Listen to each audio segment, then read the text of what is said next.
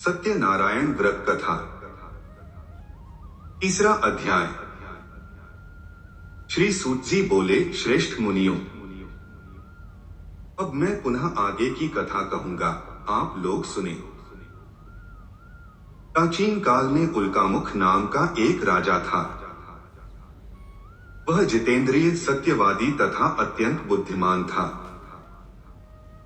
वह विद्वान राजा प्रतिदिन देवालय जाता और धन देकर संतुष्ट करता था। कमल के समान मुख वाली उसकी धर्मपत्नी शील, विनय एवं सौंदर्य आदि गुणों से संपन्न तथा पतिपरायणा थी।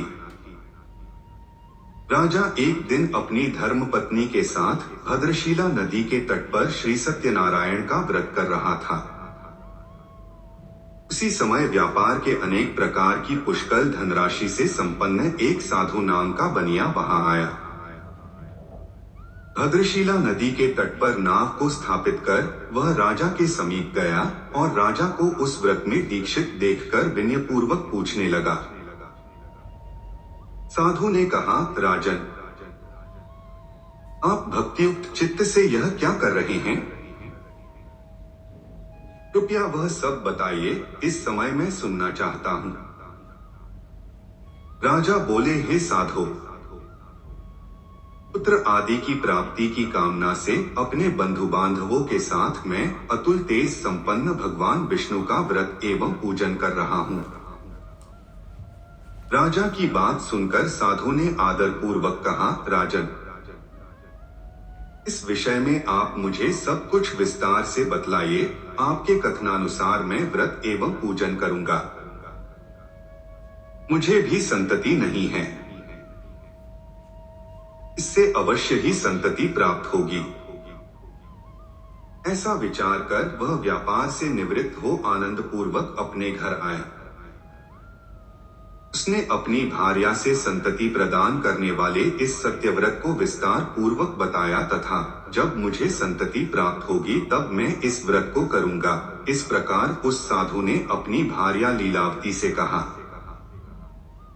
एक दिन उसकी लीलावती नाम की सती साध्वी भार्या पति के साथ आनंद चित्त से ऋतुकालीन धर्माचरण में प्रवृत्त हुई और भगवान श्री सत्यनारायण की कृपा से उसकी वह भार्या गर्भिणी हुई।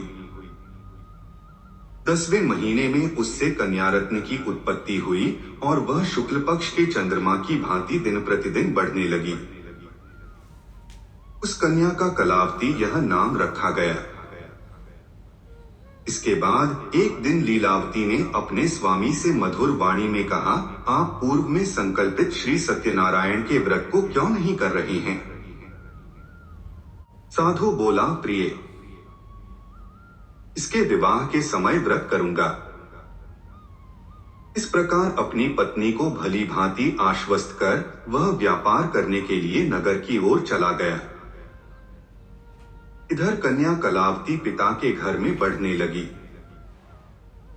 तदंतर धर्मज्ञ साधु ने नगर में सखियों के साथ क्रीड़ा करती हुई अपनी कन्या को विवाह योग्य देखकर आपस में मंत्रणा करके कन्या विवाह के लिए श्रेष्ठ वर का अन्वेषण करो, ऐसा दूत से कहकर शीघ्र ही उसे भेज दिया।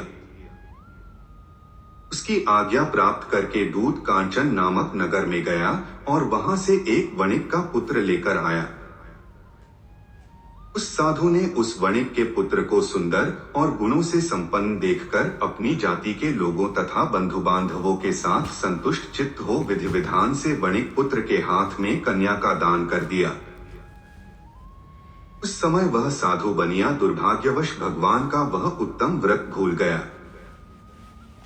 पूर्व संकल्प के अनुसार विवाह के समय में व्रत न करने के कारण भगवान उस पर रुष्ट हो गए। कुछ समय के पश्चात अपने व्यापार कर्म में कुशल वह साधु बनिया काल की प्रेरणा से अपने दामाद के साथ व्यापार करने के लिए समुद्र के समीप स्थित रत्नसारपुर नामक सुंदर नगर में गया और अपने श्री संपन्न दामाद के साथ वहां व्यापार करने लगा। उसके बाद वे दोनों राजा चंद्रकेतु के रमणीय उस नगर में गए। उसी समय भगवान श्री सत्यनारायण ने उसे भ्रष्ट प्रतिज्ञ देखकर इसे दारुण, कठिन और महान दुख प्राप्त होगा, यह शाप दे दिया। एक दिन एक चोर राजा चंद्रकेतु के धन को चुराकर वहीं आया जहां दोनों वणिक स्थित थे।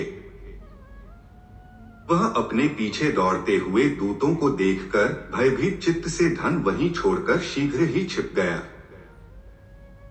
इसके बाद राजा के दूत वहां आ गए जहां वह साधु वणिक था।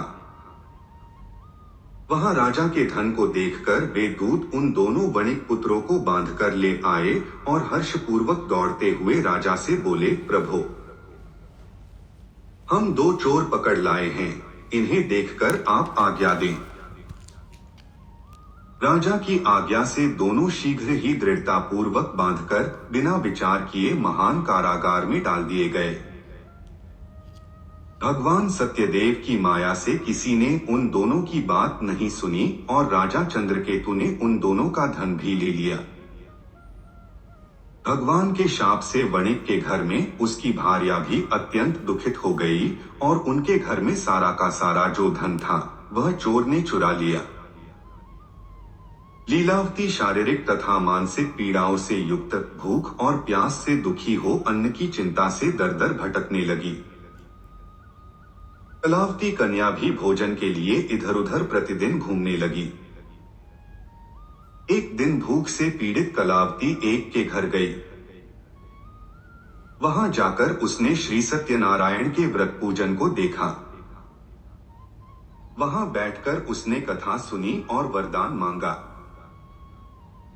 उसके बाद प्रसाद ग्रहण करके वह कुछ रात होने पर घर गई। माता ने कलावती कन्या से प्रेम पूर्वक पूछा, पुत्री, रात में तू कहां रुक गई थी? तुम्हारे मन में क्या है?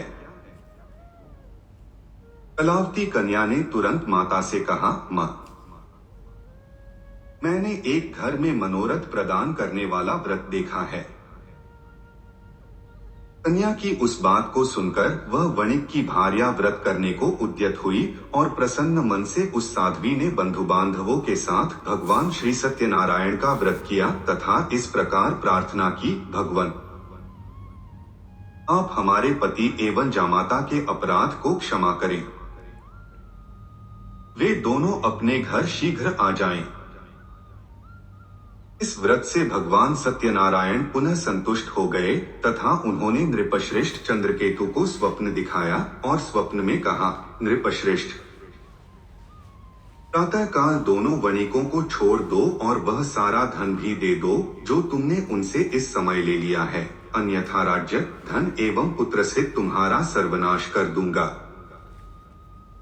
राजा से स्वप्न में ऐसा कहकर भगवान सत्यनारायण अंतर्धान हो गए।